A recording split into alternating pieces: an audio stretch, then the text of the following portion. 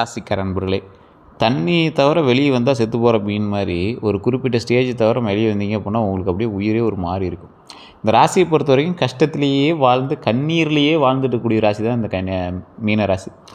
இந்த மீனம் அப்படிங்கிறது தண்ணியில் தான் வாழுதுன்னு நினைப்பாங்க. அந்த தண்ணி ஃபுல்லாக அவங்களோட கண்ணீருங்கிறது நிறையா பேருக்கு தெரியறதில்ல. சார் வாழ்க்கையில் கஷ்டங்கள்லாம் கஷ்டத்துலேயே வாழ்க்கை கூடியவங்க இந்த மீன ராசி தான் அப்படிம்பாங்க. எதுக்கு எடுத்தாலும் பிரச்சனை. சின்ன ஒரு விஷயம் ஒரு முன்னேறதுக்கு லைட்டாக முன்னேறினீங்கன்னா பக்கத்தில் வரலாம் வந்து அவங்களை அடிப்பான். என்ன சார் எது பண்ணாலும் திட்டுறான், நல்ல நேரம் வரும் நல்ல நேரம் வருங்கிறாங்க. இது வரைக்கும் அந்த மாதிரி தெரியல. வாழ்க்கையில் ஒரு சில வருடங்களில் ஏதோ ஒரு கஷ்டங்கள் இருக்குது அப்படின்னா ஓகே அப்படின்னுலாம். ஆனால் வச்சு செய்து சார் அப்படிங்கிற மாதிரி நிறைய பேர் இருப்பீங்க. இந்த ராசிக்காரர்களுக்கு நிறைய துரோகங்களும் நிறைய கஷ்டங்களும் அனுபவிச்ச ராசி. இந்த கஷ்டங்கள்லாம் எப்படி உங்களுக்கு வந்துச்சு அப்படின்னா நீங்கள் செஞ்சதுனால தான் உங்களுக்கு வந்துச்சு அப்படிங்கிறது 30%. மீதி எல்லாமே உங்களுடைய கர்மாவும் உங்களுடைய காலங்களும் தான் உங்களுக்கு கொண்டு வந்த கஷ்டம் தான். இதுவரை பட்ட கஷ்டங்கள்லாம் உழைப்புக்கு அங்கீகாரம் இது வரைக்குமே உங்களுக்கு கிடைச்சது கிடையாது. பண நெருக்கடியில் தவிச்சு பல பேர்த்திட்ட கடன் வாங்கி ஊரை விட்டு வெளியே போகணுங்கிற ஐடியாலாம் உங்களுக்கு தோணியிருக்கும். இதுக்கடா வாழ்கிறாங்கிற மாதிரிலாம் உங்களோட மைண்டில் வந்து ஓடிட்டுருக்கும். கடன் சுமை அதிகரிச்சிருக்கும். நம்பியவர்களால் ஏமாற்றம் உங்களுக்கு ரொம்பவே அதிகம்.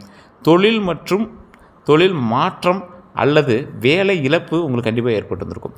திருமண தாமதம் ஏற்பட்டிருக்கும். குழந்தை பாக்கியம் தாமதமாக இருக்கும். உடல் நல கவலைகள் ரொம்பவே அதிகமாக இருக்குங்க.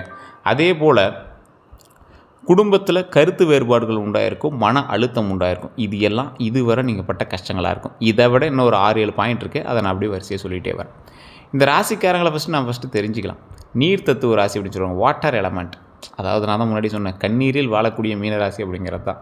கண்ணீர் மற்றவங்களுக்கு தண்ணீராக தெரியலாம், தண்ணீரில் வாழக்கூடிய மீனான்னு சொல்லலாம். இது கண்ணீரில் வாழக்கூடிய மீனம்.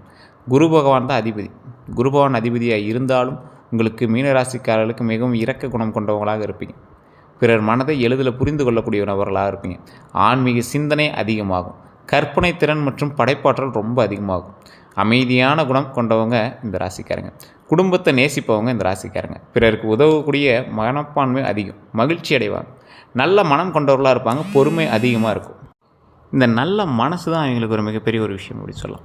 பொறுமை அதிகமாக இருக்கும். இறை நம்பிக்கை வலிமையாக இருக்கும். பலவீனங்கள் அப்படின்னு பார்த்தீங்கன்னா அனைவரையும் எளிதில் நம்பிடுவாங்க. உணர்ச்சி வசப்படுவாங்க. எதுக்கு சார் உணர்ச்சி வசப்படணும்? தேவையில்லாமல் ஏன் உணர்ச்சி வசப்படுறீங்க? அதனால் ஏதாவது யூஸ் இருக்கா? உங்களுக்கே தெரியும் நீங்கள் உணர்ச்சி வசப்படுறதுனால எந்த யூஸ் இல்லைன்னு. ஆனால் அந்த டைமில் இப்படி வந்துடும் சார், கோவம் வரும் சார், அதனால் போய் அடிக்கக்கூடிய அளவு கோவம் வரும் சார், என்ன பண்ணுறதுன்னு தெரியல சார் அப்படிங்க. அதே போல் இல்லை அப்படின்னு சொல்ல தயங்குவாங்க. ஏமாற்றங்களை மனதில் நீண்ட நாட்களாக வைத்து கொள்ளக்கூடிய நபர் இவங்க. சில நேரங்களில் முடிவெடுக்க தாமதிப்பாங்க. இந்த ராசிக்காரர்களை பொறுத்த வரைக்கும் அந்த தாமதம் தான் எங்களோட மிகப்பெரிய ஒரு விஷயம் அப்படின்னே சொல்லுவாங்க. தற்போதைய நிலைமைப்படி எப்படி இருக்க போகுது அப்படின்னா, பல மீன ராசிக்காரங்க தற்போது வாழ்க்கையில் ஒரு புதிய அத்தியாயத்தை கொண்ட ஒரு அற்புதமான ஒரு ராசியாக இருப்பாங்க. கடந்த கால சோதனைகளிலிருந்து மெதுவாக மீண்டு வருகிறக்கூடிய ஒரு நபராக இருப்பாங்க. தொழில் மற்றும் வருமானத்தில் முன்னேற்றத்தை தரக்கூடியவங்களாக இருப்பாங்க. தொழில் மற்றும் வருமானத்தில் முன்னேற்றத்தை எதிர்பார்க்கிறவங்களாக இருப்பாங்க. குடும்ப பொறுப்புகளை அதிகரிக்கக்கூடிய ஒரு நபர்களாக இருப்பாங்க. அதே போல் ஆன்மீக ஈடுபாடு அதிகரிக்கக்கூடிய நபர்களாக இருப்பாங்க. புதிய முயற்சிகளுக்கு மனதளவில் தயாராக இருக்கக்கூடிய ஒரு நபர்களாக இருப்பாங்க.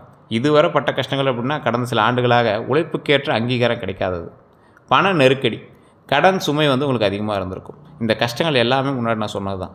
இருந்தாலும் இதை தாண்டிய சில கேள்விகளும் உங்களுக்கு இருக்கும். அதையும் நான் ஓப்பனாக சொல்கிறேன். யாரால் சார் எங்களுக்கு இதெல்லாம் நடந்தது? யாரால் சார் எங்களுக்கு இந்த துரோகங்கள்லாம் ஏற்பட்டது அப்படின்னு கேட்டிங்கன்னா, மிகவும் நெருங்கிய நண்பரால் உங்களுக்கு இதெல்லாம் நடந்திருக்கும்.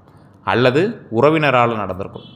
இல்லை அப்படின்னா தொழில் கூட்டாளி காதல் உறவில் இருந்தவங்களால் இருந்திருக்கும். அதே போல் தொழில் கூட்டாளியில் உங்களுக்காக தொழில் எதை பண்ணுறான் அதை பண்ணுறேன்னு சொல்லி பிரச்சனையானதாக இருக்கும்.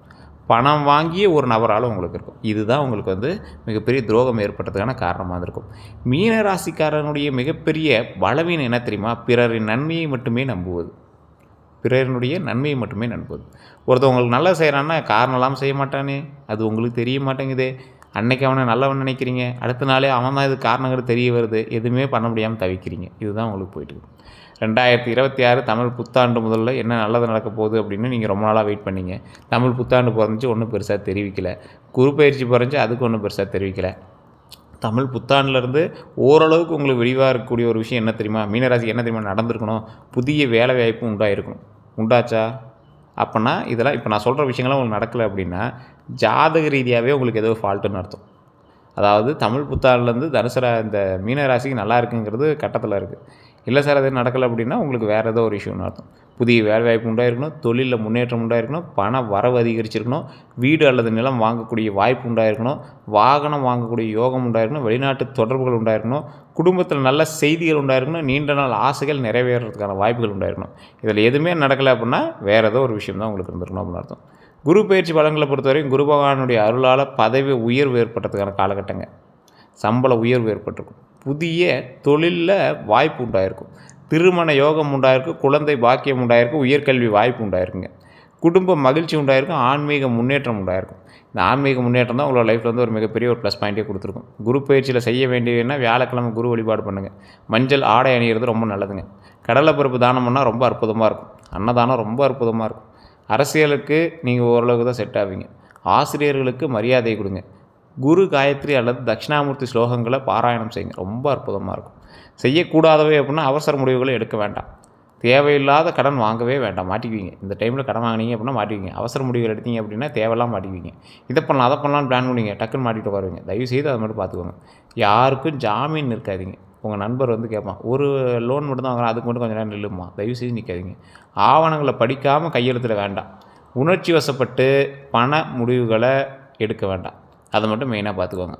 குரு பயிற்சியால் கிடைக்கக்கூடிய லாபங்கள் அப்படின்னா புதிய வருமானம், தொழிலில் வளர்ச்சி, குடும்ப ஒற்றுமை, சொத்து சேர்க்கை, குழந்தைகளால் மகிழ்ச்சி, வெளிநாட்டு வாய்ப்பு, ஆன்மீக உயர்வு, இது எல்லாமே இருக்குது. அற்புதமாக இருக்குது. வண்டி வாகன யோகத்தை பொறுத்த வரைக்கும் 2026 2027 காலகட்டத்தில் புதிய இருசக்கர வாகனம் உண்டாகுது. அதுவுமே எலக்ட்ரிக் ஸ்கூட்டியோ இல்லை ஏதோ ஒரு வண்டி, ஆனால் வண்டி உருவாகுது.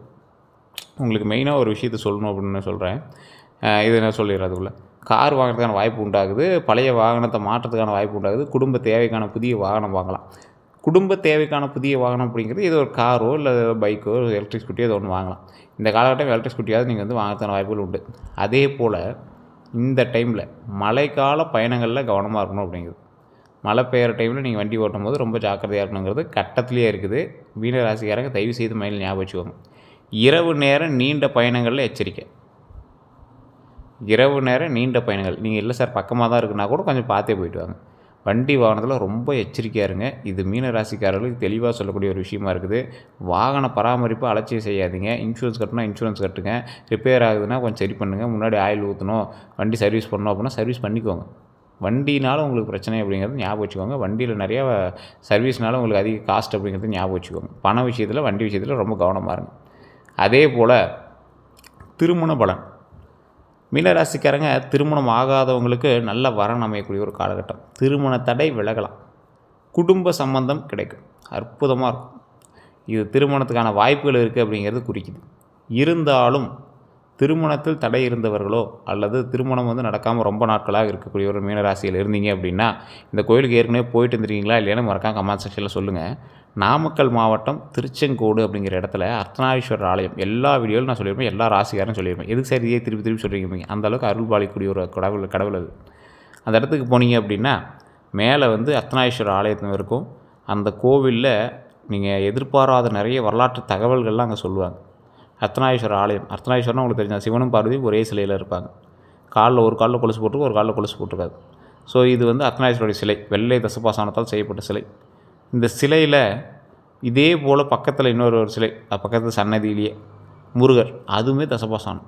உள்ளே பார்த்தீங்கன்னா வெள்ளை கலரில் இருக்குது சார். 2 சிலையுமே வெள்ளை கலரில் தெரியும். அபிஷேகம் முடியாது அந்த சிலைகளுக்கு. அந்த கொஞ்சம் தூரம் அந்த கோயிலை தள்ளி போனீங்க அப்படின்னா அந்த மலை மேலேயே உச்சி பிள்ளையார் கோயில் இருக்கும். இது எல்லாம் என்ன குறிக்குது? சிவன், பார்வதி, முருகர், விநாயகர் 4 பேரும் குடும்பத்தில் இருக்கக்கூடிய குடும்ப சமேதராக 4 பேரும் காட்சி தரக்கூடிய ஒரு அற்புதமான ஸ்தலம். குடும்பத்துக்கு அற்புதமான ஒரு கோயில். திருமணமாகி திருமணமானவங்க, திருமணம் ஆகாதவங்களுக்கு, அது திருமணம் நடக்கணும் அப்படிங்கிற யோகம் இருக்கிறவங்களுக்கு அந்த ஆலயம் அற்புதமான ஆலயம். அதாவது சிவனும் பார்வதியும் சேர்ந்து இருக்கக்கூடிய ஒரு ஆலயம். ஒரே சிலையாக மக்களுக்கு காட்சி கொடுக்கக்கூடிய ஒரு அற்புதமான ஸ்தலம். அதில் நீங்கள் மலைக்கு போகணும் அப்படின்னா நீங்கள் பஸ்ஸே போகுது. இல்லை சார் நடந்தே போக முடியுமா அப்படின்னா 1200 படிக்கட்டுகள் இருக்குது. அந்த 1200 படிக்கட்டு வழியாக உள்ளே போனீங்க அப்படின்னா ஒரு 60 அடி பாம்பு சிலையை பார்க்கலாம். அற்புதமாக இருக்கும். பார்க்குறதுக்கு ஒரு வினோதமாக இருக்கும். ஸோ அந்த சிலையை நீங்கள் வந்து பார்க்கலாம்.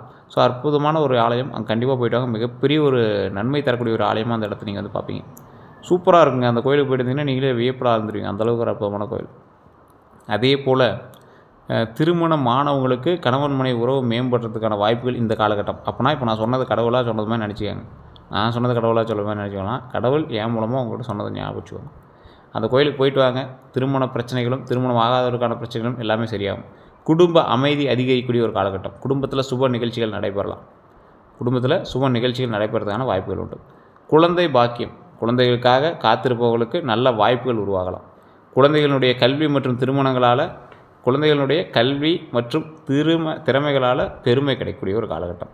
அடுத்த 12 நாட்கள் எப்படி இருக்கும்போது அப்படின்னா, நல்ல செய்திகள் உண்டாக போது, பண வரவு உண்டாக போது, பழைய நண்பர்களை சந்திக்கக்கூடிய வாய்ப்புகள் உண்டாக போது, வேலை பளு அதிகரிக்கக்கூடிய ஒரு காலகட்டம் அமையும். சிறிய குடும்ப விவாதங்கள் ஏற்படும். புதிய பொறுப்புகள் உண்டாகக்கூடிய ஒரு காலகட்டமாக இருக்குங்க. இதில் கடைசி 4 நாட்களை பொறுத்த வரைக்கும் நல்ல முடிவுகள் எடுப்பீங்க. எதை நோக்கி நல்ல முடிவுகள் அப்படின்னா, தொழிலில் நல்ல முடிவாக இருக்கும், தொழிலில் நல்ல முன்னேற்றமாக இருக்கும், மன அமைதி அதிகரிக்கக்கூடிய ஒரு அற்புதமான விஷயத்தெல்லாம் நீங்கள் செய்வீங்க. கந்திஷ்டி எப்படி இருக்க போது அப்படின்னா, பாரம்பரிய நம்பிக்கைகளின்படி தொழிலில் வளர்ச்சி உண்டாகுது, புதிய வீடுகள் உண்டாகுது, புதிய வாகனம் உண்டாகுது, அதே போல் குழந்தைகளுடைய சாதனைகள் உண்டாகுது அப்படின்னா கண்டிப்பாக கந்திஷ்டி ஏற்பட்டுருக்கும். இப்போ இதெல்லாம் இதுக்கான வாய்ப்புகள் இந்த டைமில் உங்களுக்கு இருக்கிறதுனால கந்திஷ்டி கண்டிப்பாக ஏற்படும் அப்படின்னு சொல்லுது. ஸோ உங்களுக்கு நிறையா பேர் கேட்குறீங்க, சார் ஜாதக ரீதியான சில சிக்கல்கள்லாம் தீர்க்கணும், எங்கே சார் கேட்குறது அப்படின்லாம் கேட்குறீங்க. தயவுசெய்து நான் சொல்கிற விஷயத்தை நோட் பண்ணிக்கோங்க. கீழே கமெண்ட் செக்ஷனில் மேலே ஒரு நம்பர் கொடுத்துருப்பேன். இந்த நம்பருக்கு ஃபோன் பண்ணிங்க அப்படின்னா பிரபல ஜோதிடர் தான் உங்கள்கிட்ட பேசுவார். பேசும்போது அதில் உங்களுக்கு ஏதாவது பிரச்சனைகள் இருந்தாவோ, அது ரீதியாக ஏதாவது நீங்கள் சரி பண்ணணும் அப்படின்னாவோ, ஆட்டோமேட்டிக்காக அவர் உங்களுக்கான ப்ராப்ளம் ஏதாவது சால்வ் பண்ணி வைப்பார். உங்கள்கிட்ட ஜாதகமே இல்லை அப்படின்னாலும் அதுக்கான வாக்குகளை சொல்லுவார். உங்களுக்கு கீழே நான் கொடுத்துருக்க நம்பருக்கு நீங்கள் ஃபோன் பண்ணிங்கன்னா வெயிட் பண்ணி தான் பார்க்குற மாதிரி இருக்கும், அப்பாயின்மெண்ட் பேசுறது தான் ஜோதிடம் பார்க்குற மாதிரி இருக்கும். உங்களுக்கு விருப்பம் இருந்தால் மட்டும் நீங்கள் பயன்படுத்துங்க. அதுக்கு தகுந்த மாதிரி தான் ஃபீஸஸ் இருக்கும். ஏன்னா 5 லாங்குவேஜில் ஜாதகம் பார்க்கக்கூடியவர். அது மட்டும் இல்லாமல் வெளிநாட்டில் இருக்கிற எல்லாத்துக்குமே இவர் தான் பார்த்துருக்காரு. அரசியல் பிரமுகர்களுக்கும் இவர் தான் பார்த்துருக்காரு. வெளிநாட்டில் இருக்கீங்க பார்க்கணும் அப்படின்னா வாட்ஸ்அப் நம்பர் அதே தான் நீங்கள் பயன்படுத்திக்கலாம். அதே போல் பரிகாரம் அப்படின்னா கற்பூர தீபம் ஏற்றுறது ரொம்ப நல்லது. விநாயகர் வழிபாடு ரொம்ப அற்புதமாக இருக்கும். எலுமிச்சை மிளகாய் திருஷ்டி சுற்றுறது ரொம்ப அற்புதமாக இருக்குங்க. குடும்பத்தோடு கோவில் தரிசனம் பண்ணுறது ரொம்ப அற்புதமாக இருக்கும். வணங்க வேண்டிய தெய்வங்கள்னு பார்த்திங்கன்னா குரு பகவான், தட்சிணாமூர்த்தி, சிவபெருமான், அதே போல் பெருமாள், விநாயகர், முருகப்பெருமான், இது எல்லாமே நீங்கள் வணங்குனீங்க அப்படின்னா அற்புதமாக இருக்கும். கோவிலுக்கு நீங்கள் போயிருந்தீங்க அப்படின்னா அற்புதமான ஒரு ஆலயம். இந்த ஆலயங்கள்லாம் எதுக்கு பயன்படுதுன்னு நான் சொல்கிறேன். குரு பகவான் வணங்குனீங்க அப்படின்னா குரு பயிற்சியில் உங்களுக்கு மேன்மையை கொடுப்பார். தட்சிணாமூர்த்தி தடைகள் நிவர்த்தி பண்ணுவார். நீங்கள் எதுக்கு போனாலும் தடையாகிட்டே இருக்குது சார், என்ன பண்ணுறதுன்னு தெரியல சார் அப்படின்னா தட்சிணாமூர்த்தி வழிபாடு, பெருமாள் வழிபாடு. பண வரவுக்கும் செல்வ செழிப்புக்கும் பெருமாளை வணங்கினீங்க அப்படின்னா தடை இல்லாமல் பண வரவு நமக்கு கிடைக்கும். சிவபெருமான் வழிபாடு, மன ரீதியாகவும் குடும்ப ரீதியாகவும் சிக்கல்கள் இருந்தால் தீர்க்கிறதுக்கு சிவபெருமான் வழிபாடு. விநாயகர் வழிபாடு, சனியினுடைய ஆதிக்கம் அதிகமாக இருந்தாலும் அல்லது கேதுவோ அல்லது ராகுவோ அல்லது புதனோ உங்களுக்கு ஏதாவது கொஞ்சம் இடையூறுகள் செஞ்சு அப்படின்னா விநாயகர் வழிபாடு ரொம்ப அற்புதமாக இருக்கும். முருகபெருமான் வழிபாடு, மனப்பொழிவும் முகப்பொழிவும் எந்த இடத்துக்கு போனீங்க அப்படின்னாலும் அற்புதமாக நீங்கள் வாழ்வதற்கும் ஒரு விஷயத்தை நீங்கள் ஸ்டெப் எடுக்கிறீங்க அப்படின்னா சக்ஸஸ் மட்டுமே மீட் பண்ணிட்டோம் அப்படின்னா முருகபெருமான் வழிபாடு. இந்த தெய்வங்களை எதுக்கு வணங்குறோம் தெரிஞ்சுட்டு வணங்குனீங்க அப்படின்னாவே நீங்கள் வாழ்க்கையில் சக்ஸஸ் பண்ணிடலாம். கடவுள்களை எதற்காக வணங்க வேண்டும் அப்படிங்கிறது தெரிஞ்சுட்டு வணங்கணும். கடவுளை வணங்கும் போது பணிவோடு வணங்கணும். இது வேணும் அப்படிங்கிறதோசம் வணங்காதீங்க. கடவுள் நான் வணங்குறேன், எனக்கு நன்மை கிடைக்கணும், எந்த விஷயத்துக்காக எந்த கடவுள்கிட்ட வணங்கணும் அப்படிங்கிறது தான் நம்மளுக்கு வேணும். குலதெய்வத்தை ஃபஸ்ட்டு வணங்கிட்டு தான் இது எல்லாத்தையும் வணங்கணும் அப்படிங்கிறத ஞாபகம் வச்சுக்கோங்க. எந்த கோயிலுக்கு போனால் நல்லது அப்படின்னா ஆலங்குடி குருஸ்தலம் இந்த டைமில் உங்களுக்கு அற்புதமாக இருக்கும். திருப்பதி வெங்கடேஸ்வரர் கோவில் அற்புதமான ஒரு காலகட்டம். இந்த காலகட்டத்தில் நீங்கள் வணங்கினீங்கன்னா உங்களுக்கு மேன்மை கொடுக்குறது.